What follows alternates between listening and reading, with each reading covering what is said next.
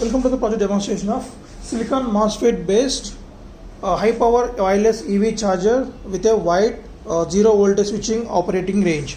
So here we are using 0 voltage switching purpose MOSFETs, and that will be done with the help of the microcontroller. So we are using PIC microcontroller.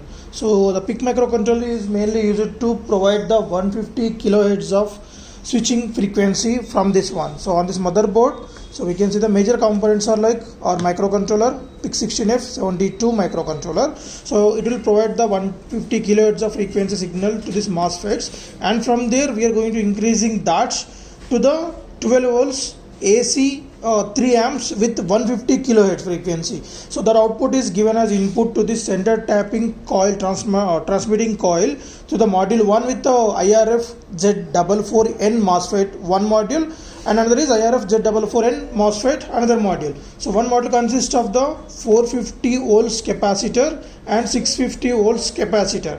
The output is input to the coil. So whenever we place another secondary coil, so it will get the induced and it will provide us the output voltage, and that will be converted to DC again. So the DC is input to the 12 volt 1 amp battery to recharging purpose, and we can control the vehicle movement also from this switches movement. So here the main purpose here the project is like we are going to switching this MOSFETs with 0 voltage switching by providing the high frequency. So generally the MOSFETs ratings are maximum 150 kilohertz only. So if we switching frequencies more than the 150 kilohertz, so it can't switching that high frequency. So here the flow of the power is 230 volts AC input initially.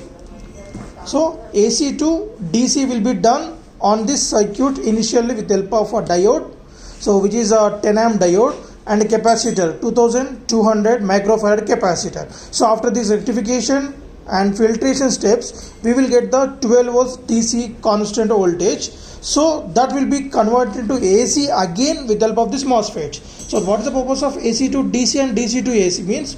So here we are getting 230 volts AC input of 50 hertz. So but we need 150 kilohertz of high frequency.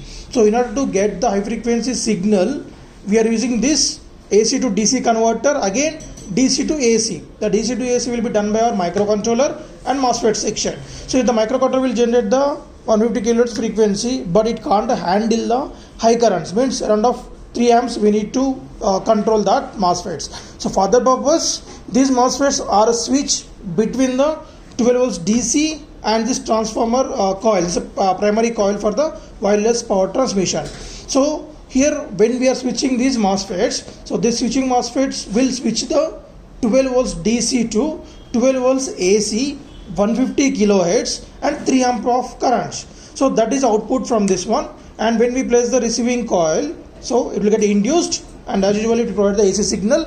And on this robots we can see the charging circuits, so which will act as a charge controller. So it has a 4 diodes which will act as a rectifier purpose, so which will convert the AC to pulsating DC. But we need to get the pure DC voltage. For that smoothing purpose, we are making use of here 1000 microfarad for here 50 volts of capacitor. So the output is directly input to this 12 volt 1 amp battery. So you can see the battery pack consists of 3 4 volt 1 amp batteries are connected in series. So we will get 12 volt 1 amp DC output. So that is operating voltage for our DC motor movements through this H-bridge switch circuits. So one switch forward means one motor will move forward, both switches forward, the robot will move forward and backward. Okay, so one is forward, one is backward. So the robot will take the left direction, figure same right direction purpose. So in this manner we are going to control the vehicle movements in order to get the charging from the transmitting and receiving coils directly. So here we can see this tapping was done in the middle of this one. So here we are providing directly 12 volts, and the switching will be done at these 2 tapping sections. So we are providing the tapping outputs from this transformer. Right. So here to the volts AC inputs, and output is parallelly input to the our switching circuit. It's a module circuit, and here also RPS will be there, so regulated power supply board. So here we can see the same circuit of look like same this charging circuit. So it is a rectifier, filter, and one more extra component is there, that is regulator, that is 7805 voltage regulator, which will take 12 volts pure DC inputs and provide us a 5 volts DC output. So the operating voltage of our microcontroller is 5 volts DC. So on this motherboard, so the reset switch to restart the microcontroller, but it won't erase the program inside the microcontroller. And then there is a crystal oscillator, which will provide us the 20 megahertz of clock frequency to the controller, so that it can operate at a speed of 20 megahertz. So here one more source of charger we are providing. So instead of charging from the receiving coil, we can use a transformer. Just disconnect the R from this R or T slots, and then connect the transformer over here, T at the transformer slots, and on the power supply to this transformer. Right. So now the battery is charging. So it will get fully charged in a duration of 6 hours, maximum 8 hours. After the running completion also, this charging circuits will block the current flow from the transformer to battery in order to protect that battery from overcharging. So that will be applied when we are charging the battery from the receiving coil based on the wireless power transmission concept also. So let us see the demonstration. First of all, arrange the modules for transmitting purpose. Right.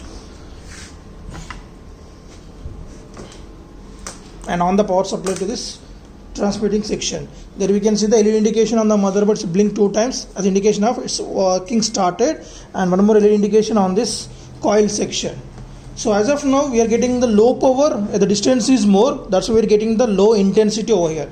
So when the robot is moving to the exact location, so we can see that exact location, so we are getting more power for the robotic section. Now the battery is charging now. So once the battery is fully charged, then automatically this charging circuit will block the current flow with the help of this extra 2 diodes. So the 2 diodes will act as a unidirectional current flow. So whenever it is fully charged, then it will become the high potential one, and the transmitting receiving section is the low potential one. Low potential one. Then the diodes will block the current flow from reverse direction, because they are connected in forward bias from coil to the battery, reverse bias from the battery to the coil section.